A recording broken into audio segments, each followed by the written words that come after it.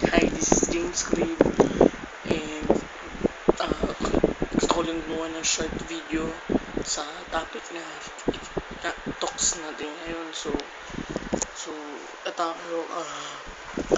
kasi, bakit nga ba hindi na effective yung mga traditional way ngayon sa MLM or networking?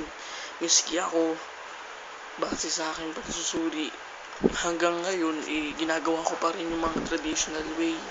Hindi lang sa hindi lang naman pag sinabi kasi traditional way, hindi lang yung sinasabi na mamigay ng flyers, mamasakal, hindi lang yon. Kahit siguro sa FB, may mga kahit traditional din na ginagawa pa rin hanggang sa ngayon.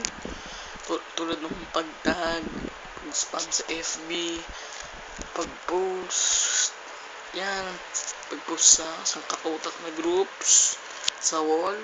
Pero kung makikita mo, sobrang dami na ng mga networkers na gumagawa nun. Kasama na ako dun. And na-realize ko lang, akong gagawin mo ulit, paulit-ulit mo lang gagawin yun.